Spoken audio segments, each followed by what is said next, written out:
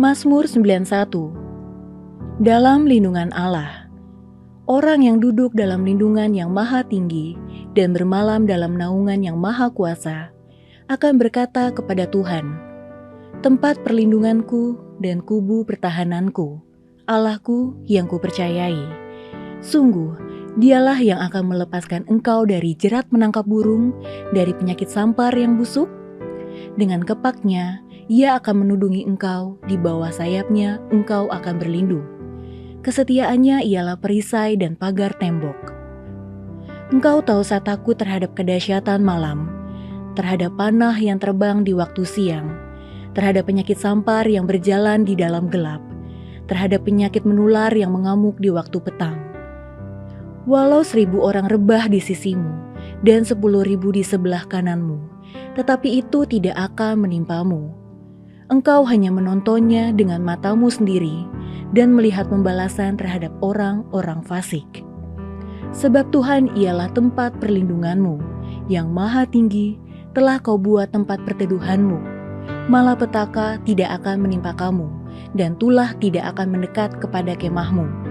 Sebab malaikat-malaikatnya akan diperintahkannya kepadamu untuk menjaga engkau di segala jalanmu. Mereka akan menatang engkau di atas tangannya, supaya kakimu jangan terantuk kepada batu. Singa dan ular tedung akan kau langkahi, engkau akan menginjak anak singa dan ular naga.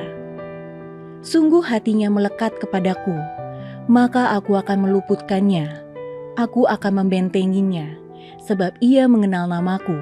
Bila ia berseru kepadaku, aku akan menjawab, aku akan menyertai dia dalam kesesakan, aku akan meluputkannya dan memuliakannya. Dengan panjang umur akan kukenyangkan dia, dan akan kuperlihatkan kepadanya keselamatan daripadaku. Shalom saudara yang dikasihi Tuhan, mari sama-sama kita perkatakan apa yang dimaksud dengan Pentakosta ketiga. Pentakosta ketiga adalah pencurahan Roh Kudus yang dahsyat di zaman ini melebihi yang terjadi di Azusa Street. Pentakosta ketiga akan mengakibatkan penuaian jiwa yang terbesar dan terakhir sebelum Tuhan Yesus datang kembali. Pentakosta ketiga akan membangkitkan generasi Yeremia, yaitu anak-anak muda yang dipenuhi Roh Kudus, cinta mati-matian kepada Tuhan Yesus, tidak kompromi terhadap dosa, dan akan bergerak untuk memenangkan jiwa. Pentakosta ketiga lahir di Indonesia yang bergerak ke bangsa-bangsa. Gerakan ini dari timur ke barat dan akan kembali ke Yerusalem. Pentakosta ketiga akan memberikan kuasa untuk menyelesaikan amanat agung, dan setelah itu Tuhan Yesus datang kembali.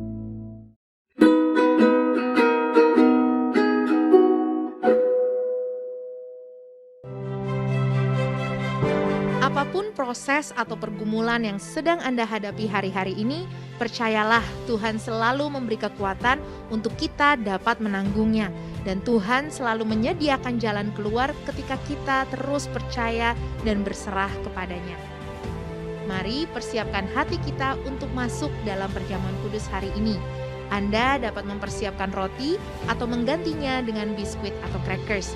Dan anggur dapat diganti dengan sirup di rumah masing-masing. Happy Sunday, God bless you. Shalom Bapak Ibu terkasih dalam Tuhan Yesus Kristus, apa kabarnya?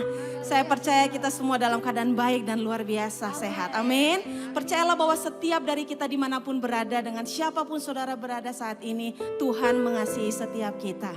Mari kita mau berdoa sama-sama, kita mau mengucap syukur atas kebaikan Tuhan. Bapa yang baik, kami bersyukur sebab Engkau sungguh baik, amat baik bagi kami.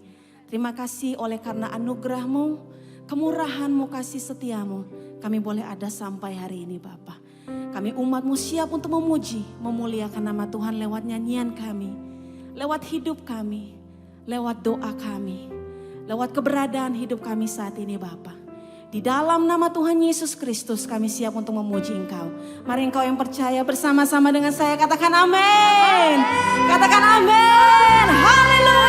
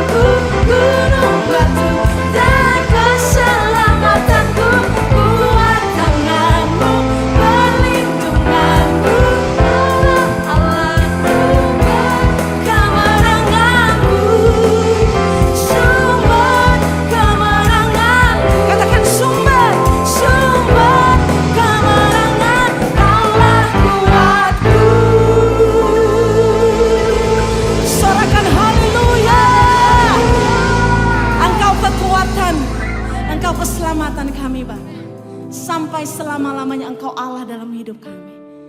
Terima kasih Tuhan Yesus. Terima kasih Bapa. Terima kasih Tuhan.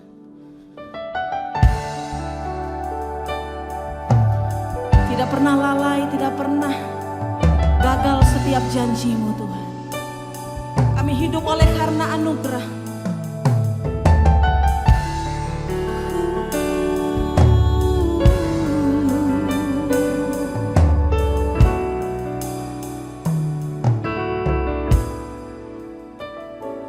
Ku hidup karena percaya Kau yang berjanji setia.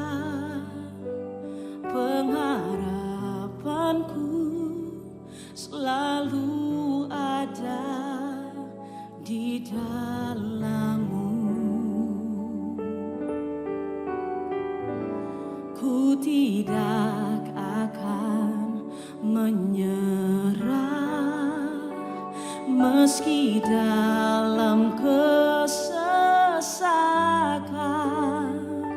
Seluruh hidupku dalam genggaman-Mu.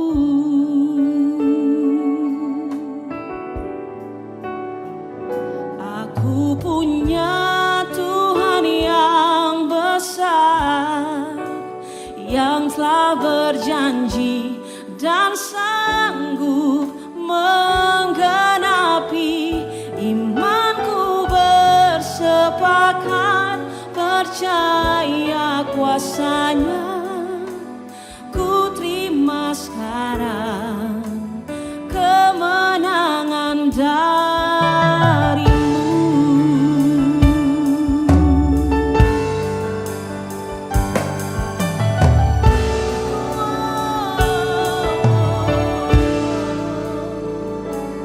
Ku hidup karena percaya Kau yang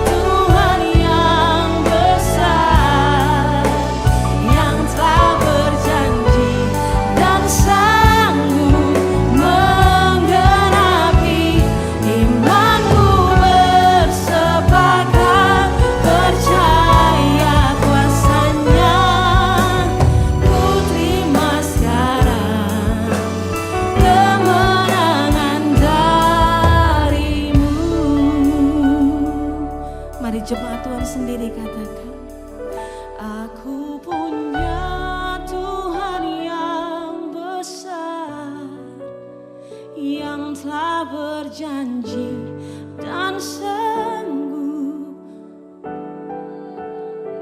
Nyanyikan sebagai doamu. Amin.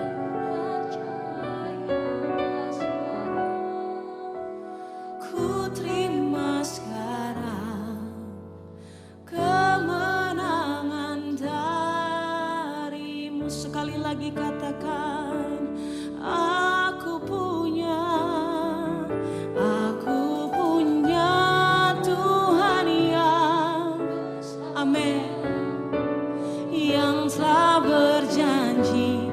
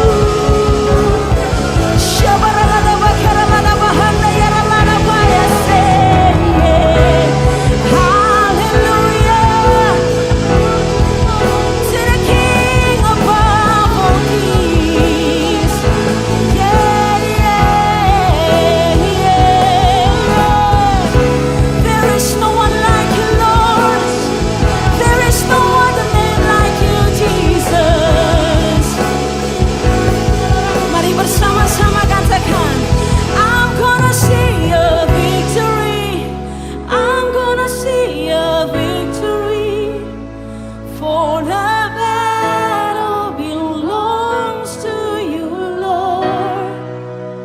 I'm gonna see a victory. I'm gonna see a victory. Yes, for the battle belongs to you, Lord. Apapun peperanganmu, katakan I'm gonna see. Apapun peperangan hari-hari ini yang kau hadapi, percayalah, kemenangan sudah di tanganmu. I'm gonna see a victory. I'm gonna see a victory. Lift up your hands, sing it one more time. I'm gonna see a victory.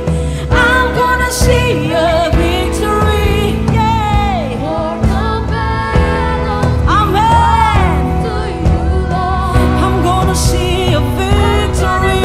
Yes. I'm gonna see a victory. For the battle belongs to you, Lord.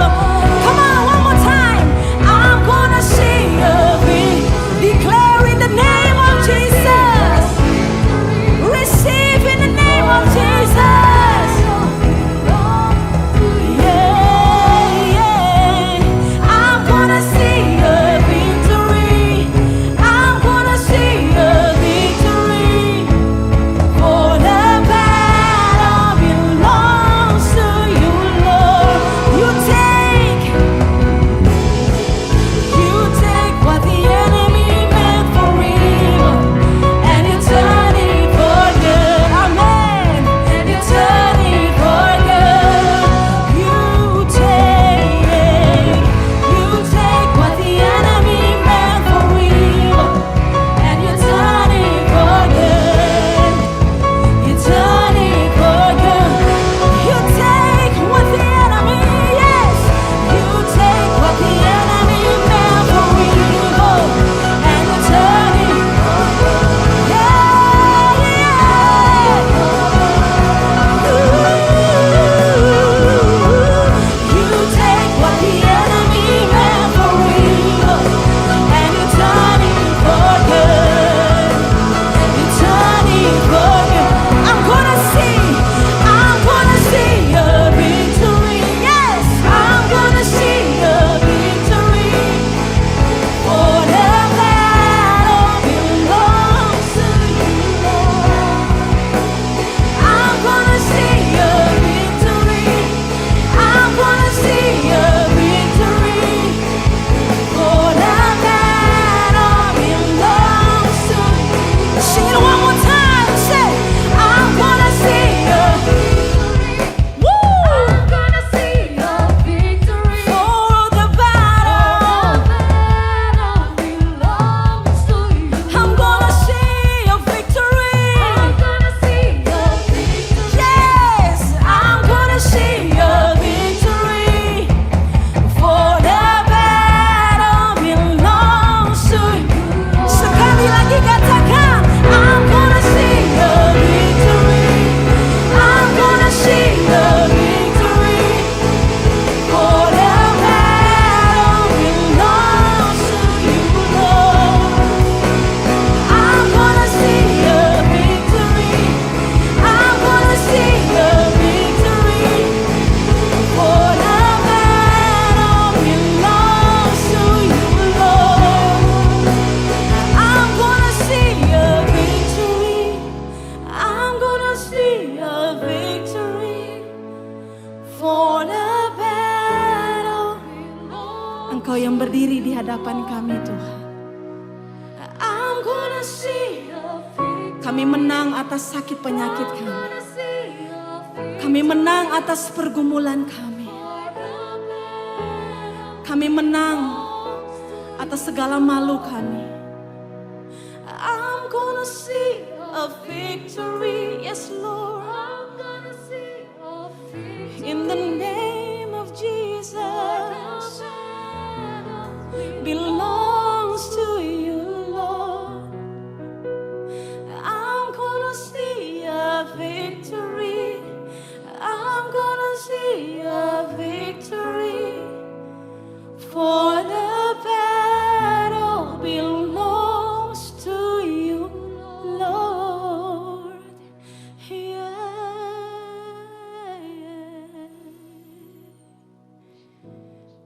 Kami terima kemenangan itu, Bapa. Oleh karena darah-Mu, oleh karena kebenaran-Mu, oleh karena firman-Mu, firman ya dan amin, yang tidak pernah berdusta. Firman-Nya adalah Engkau sendiri, Bapa. Dan kami siap untuk menerima kebenaran-Mu. Dalam nama Tuhan Yesus Kristus. Amin.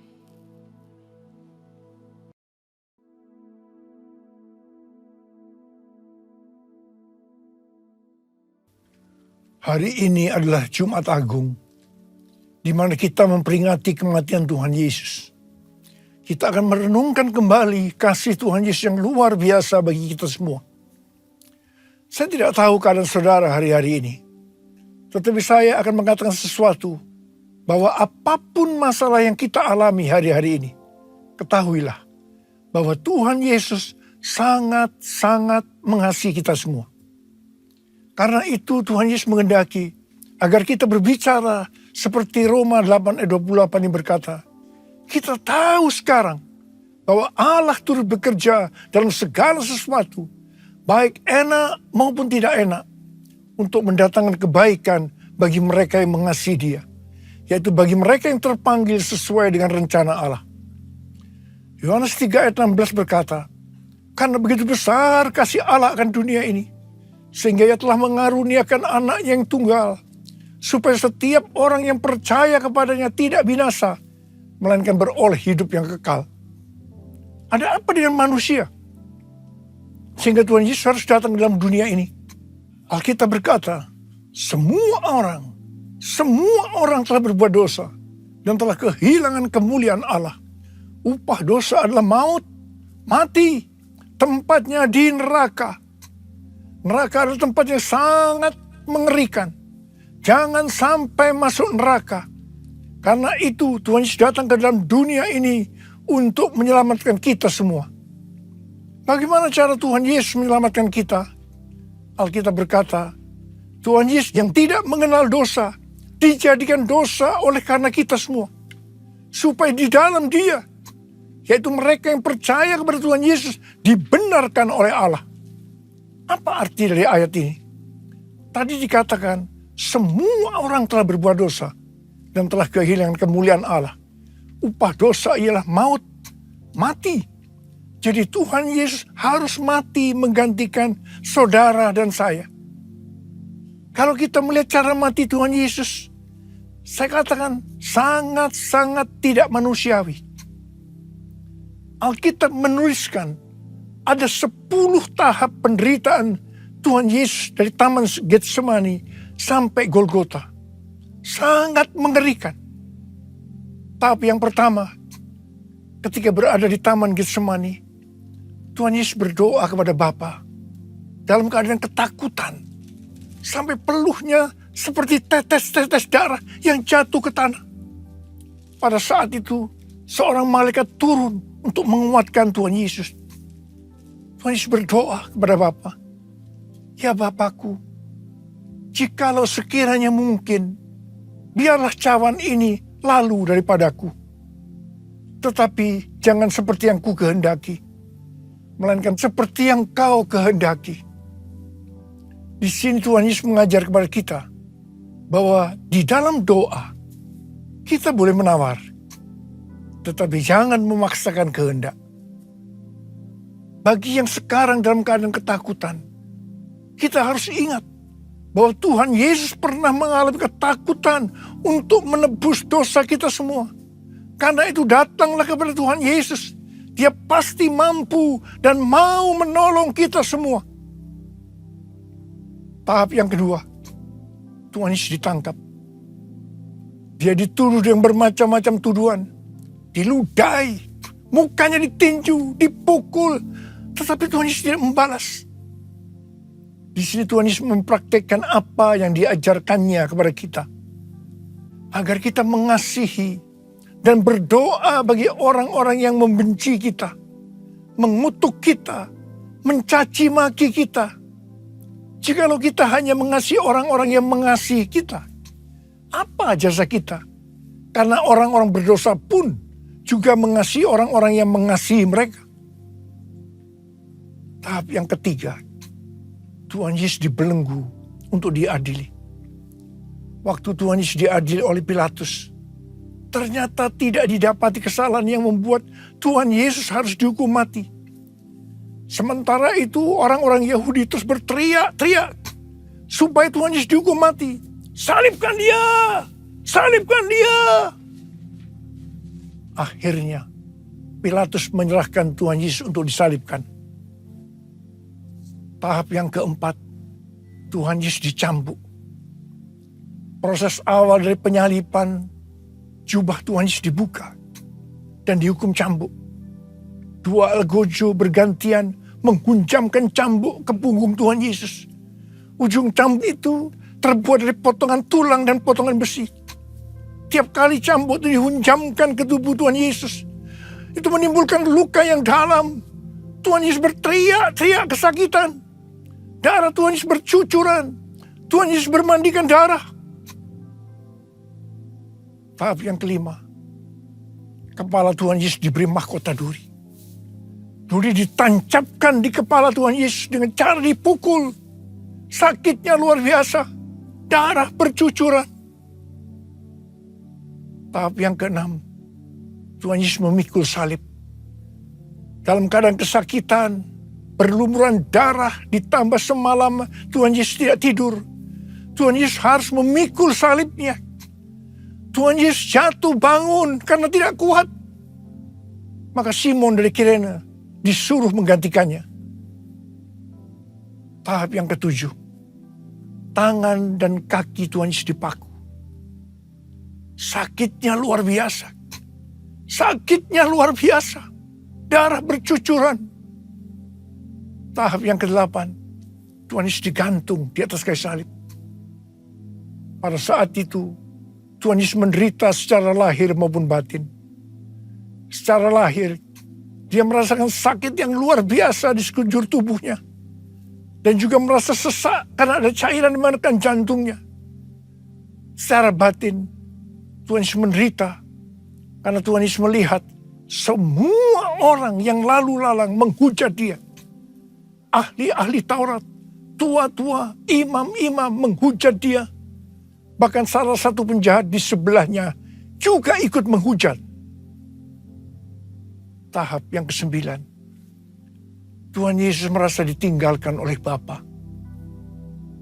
Sekitar jam 12 siang sampai jam 3 petang, tiba-tiba langit di sekitar Golgota menjadi gelap. Tuhan Yesus gelisah. Dan dia berteriak, Eli, Eli, lama sabachthani. Allahku, Allahku, mengapa engkau meninggalkan aku? Tuhan Yesus merasa ditinggalkan oleh Bapa. Orang yang berdosa pada hakikatnya dipisahkan dari Bapa. Jadi untuk menebus orang yang berdosa, maka Tuhan Yesus harus merasakan ditinggalkan oleh Bapa, dipisahkan dari Bapa. Saya percaya ini adalah puncak penderitaan Tuhan Yesus. Penderitaan lainnya tidak ada artinya dibandingkan merasa ditinggalkan oleh Bapa. Bagi saya pribadi, kalau saya tidak bisa merasakan hadirat Tuhan, itu adalah hal yang paling berat dalam hidup saya. Karena itu saya setiap hari selalu menjaga langkah-langkah dalam hidup ini. Agar saya terus mengalami hadirat Tuhan. Kalau ada dosa, harus cepat diselesaikan. Supaya terus merasakan hadirat Tuhan. Saya berharap saudara juga melakukan hal yang seperti itu. Kalau ada di antara kita yang sudah tidak merasakan hadirat Tuhan, dan kita menganggap itu sesuatu yang biasa, kita harus bertobat. Tidak ada yang lebih berbahagia daripada kalau kita berada dalam hadirat Tuhan. Sebab Alkitab berkata, di hadapanmu ada sukacita berlimpah-limpah. Artinya di dalam hadirat Tuhan ada sukacita dan kebahagiaan yang berlimpah-limpah. Tahap yang ke-10. Tuhan Yesus berkata, sudah selesai. It is finished. Ya Bapa, ke dalam tangan-Mu kuserahkan nyawaku. Lalu Tuhan Yesus mati. Pertanyaannya, mengapa Tuhan Yesus harus mati dengan cara demikian? Mengapa tidak dengan cara yang mudah? Dipenggal kepalanya, selesai. Mengapa Tuhan Yesus harus mati dengan cara bermandikan darah? Alkitab katakan, tanpa penumpahan darah. Tanpa penumpahan darah, tidak ada pengampunan dosa. Untuk mengampuni dosa saudara,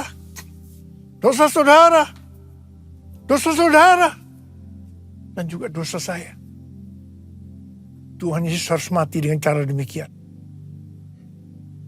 Selain itu, apalagi yang Alkitab katakan dengan cara mati Tuhan Yesus yang seperti itu? Yang pertama, penyakit kitalah yang ditanggungnya. Yang kedua, penderitaan kita yang dipikulnya. Dan oleh bilur-bilurnya kita disembuhkan. Padaku kasih-Mu Yesus, Kau telah mati gantikan diriku. Kau curahkan darah-Mu untuk tebus dosaku. Layaklah Kau Tuhan dipuji dan disembah dengan segenap hatiku. Layaklah Kau Tuhan dipuji dan disembah dengan segenap jiwa ragaku. Dengan segenap jiwa ragaku. Dengan segenap jiwa ragaku. Tuhan Yesus mati karena dosa-dosa kita. Dia dikuburkan. Tetapi pada hari yang ketiga, Dia dibangkitkan. Haleluya! Tuhan Yesus tidak selamanya mati. Tetapi pada hari yang ketiga, Tuhan Yesus dibangkitkan. Apa Alkitab katakan kalau sampai Tuhan Yesus tidak bangkit? Yang pertama, sia-sialah pemberitaan firman Tuhan. Saya di sini memberitakan firman Tuhan tidak ada artinya. Sia-sia. Tapi puji Tuhan, Tuhan Yesus hidup, Tuhan Yesus bangkit, pemberitaan firman Tuhan menjadi tidak sia-sia. Hal yang kedua, kalau sampai Tuhan Yesus tidak bangkit, sia-sialah kepercayaan kita. Dan kita akan tetap mati dalam dosa-dosa kita. Demikian juga dengan orang-orang yang mati dalam Tuhan. Mereka akan tetap binasa. Tapi puji Tuhan, Tuhan Yesus bangkit. Kita tidak akan mati di dalam dosa-dosa kita. Tetapi kita akan bersama-sama dengan Tuhan Yesus selama-lamanya. Haleluya! Hal yang ketiga, kalau sampai Tuhan Yesus tidak bangkit, kita adalah orang-orang yang paling malang dari segala manusia. Tetapi puji Tuhan, Tuhan Yesus bangkit. Kita bukan orang-orang yang paling malang, tetapi justru orang-orang yang paling beruntung dari segala manusia. Ada berapa banyak orang-orang yang beruntung, paling beruntung dari segala manusia? Saya boleh katakan. Sebab Dia hidup, ada hari esok. Sebab Dia hidup, ku tak gentar. Karena ku tahu Dia pegang hari esok. Hidup jadi berarti sebab Dia hidup. Hidup jadi berarti sebab Dia hidup. Hidup jadi berarti sebab Yesus hidup.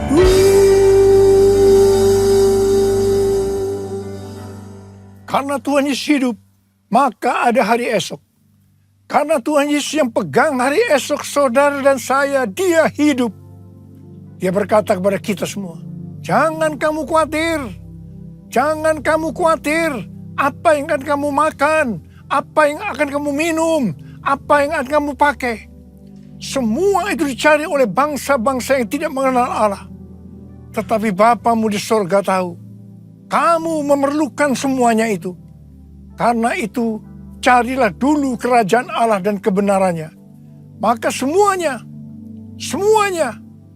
apa yang sudah butuhkan akan ditambahkan kepadamu. Yang percaya katakan amin. Karena Tuhan Yesus hidup, maka mujizat-mujizat yang dilakukan oleh Tuhan Yesus masih ada sampai dengan hari ini. Orang buta melihat, orang lumpuh berjalan, orang tuli mendengar, orang mati dibangkitkan, orang kusta menjadi tahir, dan kepada orang-orang miskin diberitakan kabar baik.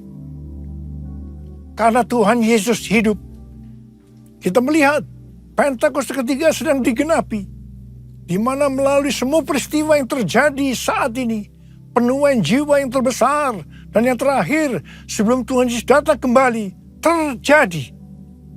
Hari-hari ini terjadi kebangkitan generasi Yeremia, yaitu generasi anak-anak muda yang dipenuhi dengan Roh Kudus, cinta mati-matian kepada Tuhan Yesus, tidak kompromi terhadap dosa, dan akan memenangkan banyak jiwa. Di Asbury University, Kentucky, Amerika, sudah terjadi revival. Sejak tanggal 8 Februari 2023, terjadi revival di antara anak-anak muda generasi Yeremia. Mereka mengalami pertobatan, kesembuhan, baptisan Roh Kudus. Revival ini sedang menyebar ke seluruh Amerika dan juga sedang bergerak ke bangsa-bangsa. Pentakosta ketiga sedang turun di Amerika dan sedang bergerak ke bangsa-bangsa. Haleluya! Karena Tuhan Yesus hidup, maka memasuki tahun 2023, Tuhan memberikan tema bahwa tahun 2023 adalah tahun untuk bangkit. Jadilah pemenang. The year to rise up, be victorious. Kita harus bangkit dan menjadi pemenang dalam hal membangun manusia rohani kita. Kita harus menjadi serupa dengan gambar Yesus, yang berarti kita harus menjadi murid Tuhan Yesus. Sesuai dengan Roma 8 ayat 29, maka target kita sebagai orang percaya adalah menjadi serupa dengan gambarnya. Artinya menjadi murid Tuhan Yesus. Kita harus bangkit dan menjadi pemenang dalam hal memberi, dalam kemurahan hati, supaya kita diberkati. Karena Tuhan lebih dulu telah memberkati, mengasihi kita. Kita harus bangkit dan menjadi pemenang dalam hal unity. Unity adalah kunci utama untuk terjadinya penuaian jiwa besar-besaran. Kita harus banyak berdoa, memuji, dan menyembah Tuhan bersama-sama dalam unity siang dan malam. Hal yang seperti ini yang sudah terjadi di Asbury University, Kentucky, Amerika Serikat. Karena Tuhan Yesus hidup, maka kita harus bangkit dan menjadi pemenang dalam hal takut akan Tuhan. Tuhan Yesus berkata dalam Lukas 12 ayat 4 dan 5, Aku berkata kepadamu, hai sahabat-sahabatku, janganlah kamu takut terhadap mereka yang dapat membunuh tubuh, dan kemudian tidak dapat berbuat apa-apa lagi. Aku akan menunjukkan kepada kamu siapakah yang harus kamu takuti. Takutilah dia yang setelah membunuh mempunyai kuasa untuk melemparkan orang ke dalam neraka. Sesungguhnya aku berkata kepadamu, takutilah dia. Amsal 8 ayat 13 berkata, takut akan Tuhan ialah membenci kejahatan. Aku benci kepada kesombongan, kecongkakan, tingkah laku yang jahat, dan mulut yang penuh tipu muslihat. Mazmur 25 ayat 12 sampai 14 berkata, siapakah orang yang takut akan Tuhan?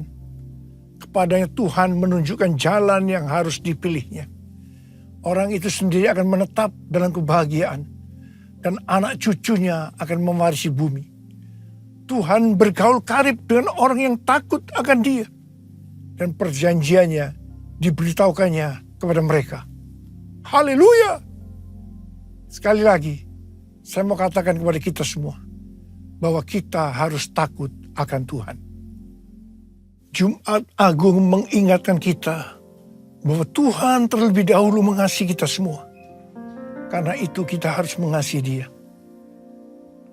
Nothing can tear me away from your love, Lord. Nothing can separate your heart from mine. Nothing can tear me away from your love, Lord. I am yours. I am yours. And I love you. Jesus, I love you. Yes, I love you. Because you first loved me. And I love you. Jesus, I love you. Yes, I love you. Because you first loved me. Because you first loved me. Because you first loved me.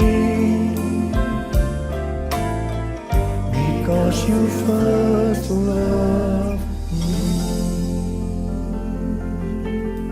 Mari angkat tangan kita di hadapan Tuhan, sembah Dia.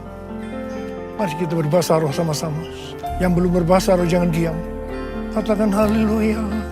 Haleluya, haleluya, haleluya. Oh, ya la bara bara bara bara bara bara. Ya Aba, ya Aba, ya Aba, ya Aba, ya Aba. Betapa baiknya Engkau ya Aba, ya Aba, ya Aba. Oh Tuhan, terima kasih. Terima kasih Tuhan. Terima kasih pada Jumat Agung ini untuk mengingatkan kembali kepada kami. Bahwa Engkau terlebih dahulu mengasihi kami semua ya Aba. Engkau yang mengasihi kami terlebih dahulu. Dan Engkau menghendaki, meminta kami mengasihi Tuhan dengan segenap hati, dengan segenap jiwa, dan dengan segenap kekuatan. Itu yang akan kami lakukan ya Aba. Ya Aba, ya Aba, terima kasih. Terima kasih, terima kasih. Ora la bakira la bara. Ora la bara bara bara bara bara bara bara.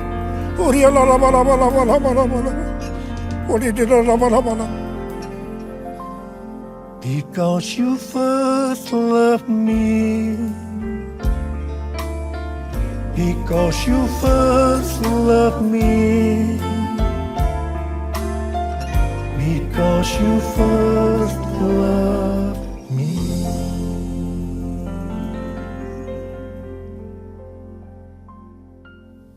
Mari saudara-saudara, kita akan masuk dalam perjamuan kudus. Kita akan mengingat ayat ini. Setiap kali kamu makan roti ini dan minum cawan ini, kamu memberitakan kematian Tuhan sampai Ia datang. Perjamuan kudus adalah perjamuan Tuhan Yesus sendiri. Setiap kali kita masuk dalam perjamuan kudus, Tuhan Yesus selalu berkata kepada kita, biarlah ini menjadi peringatan akan Aku. Peringatan akan Aku. Karena itu mari arahkan hati kita kepada kebaikan Tuhan. Kita akan mengingat kebaikan Tuhan. Mari tundukkan kepala. Bapa, siapakah kami sebelum kami mengenal Engkau? Kami semua orang berdosa. Upah dosa adalah maut, mati. Tapi Engkau yang tidak berdosa telah dijadikan dosa oleh karena kami. Engkau harus turun dari surga mulia, menjelma menjadi manusia, mati ganti kami dengan penderitaan yang luar biasa. Sungguh kalau kau pikirkan betapa baiknya Engkau ya Aba. Kau jadikan kami sebagai anak-anak-Mu. Engkau tuntun, Engkau bela, Engkau berkati. Engkau sembuhkan kami, Engkau ajar kami. Engkau tegur kalau kami salah. Itu Engkau ya Aba. Itu Engkau. Tuhan akan memberkati kita melalui perjamuan kudus. Tapi Tuhan mau kita makan dan minum dengan cara yang benar. Karena itu masing-masing sekarang lihat diri kita masing-masing. Introspeksi. Kalau Tuhan ingatkan dosa yang belum diselesaikan, ini saatnya kita minta ampun kepada Tuhan. Ampuni kami Tuhan. Ampuni kami, ampuni, ampuni. Ampuni, ampuni. Tuhan, kau melihat anak-anak-Mu yang sedang menyelesaikan segala sesuatu ini dengan Tuhan. Ampuni mereka. Ampuni kami semua ya Aba. Ampuni. Kami akan masuk dalam perjamuan kudus dengan hati yang penuh ucapan syukur. Dalam nama Yesus yang berdoa. Amin. Sekarang mari angkat roti di tangan kanan kita tinggi-tinggi. Sebab apa yang telah kuteruskan kepadamu telah aku terima dari Tuhan. Yaitu bahwa Tuhan Yesus pada malam waktu diserahkan mengambil roti. Dan sesudah itu ia mengucap syukur atasnya. Ia memecah-mecahkannya dan berkata, inilah tubuhku yang diserahkan bagi kamu. Perbuatlah ini menjadi peringatan akan aku. Saudara kasih Tuhan, bukankah roti yang kita pecah-pecahkan ini adalah persekutuan kita dengan tubuh Kristus? Mari kita makan dalam nama Yesus.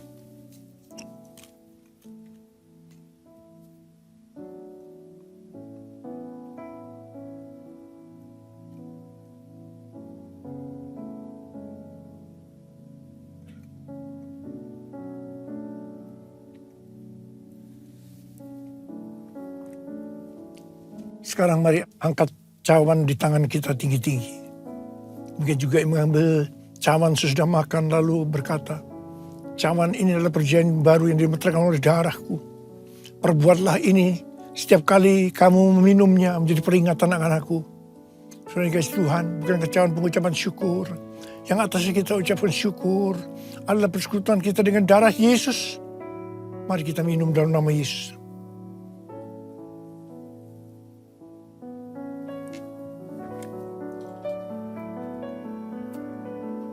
Mari angkat tangan kita, ucapkan syukur dengan suara. Tuhan, terima kasih. Terima kasih ya Tuhan. Terima kasih ya Tuhan. Terima kasih, terima kasih. Oh, terima kasih. Terima kasih, terima kasih. Terima kasih, terima kasih. Terima kasih. Saya berdoa bagi saudara yang sedang sakit. Angkat tangan. Saya berdoa. Tuhan, kau melihat tangan-tangan yang terangkat. Mereka sakit. Mereka membutuhkan kesembuhan. Terima kasih. Kau jamah mereka. Jamah. Sembuh. Dalam nama Yesus. Sembuh. Dalam nama Yesus. Sembuh. Dalam nama Yesus. Sembuh. Oh, Rababa. Curahkan pengurapan-Mu buat kami semua. Curahkan pengurapan-Mu. Terima pengurapan Tuhan, terima. Kami terima pengurapan-Mu Tuhan. Kami terima. Kami terima pengurapan-Mu, kami terima. Oh, raba, terima kasih. Terima kasih Yesusku, terima kasih Yesusku. Puji syukur hanya bagi Tuhanku. Terima kasih terima kasih Yesusku, puji syukur hanya bagi Tuhanku. Terima kasih Yesusku, terima kasih Yesusku, puji syukur hanya bagi Tuhanku. Terima kasih Yesusku, terima kasih Yesusku, puji syukur hanya bagi Tuhanku. Puji syukur hanya bagi Tuhanku. Puji syukur hanya bagi Tuhanku.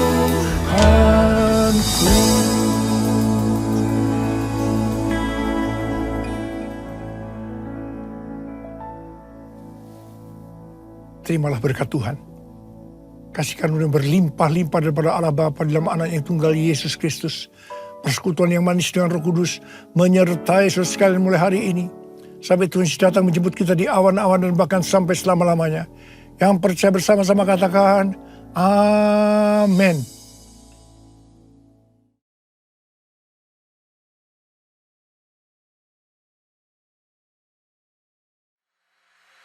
Terima kasih Anda telah mengikuti ibadah online pada hari ini.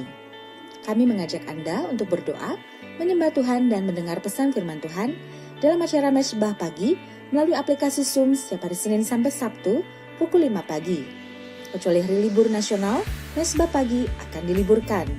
Berikut adalah informasi meeting ID dan passcode Zoom. Ibadah Paskah akan diadakan ibadah onsite. Untuk ibadah Paskah pada hari Minggu tanggal 9 April 2023, ibadah akan dimulai pukul 10 pagi. Pesan firman Tuhan akan disampaikan oleh Pastor Risa Solihin.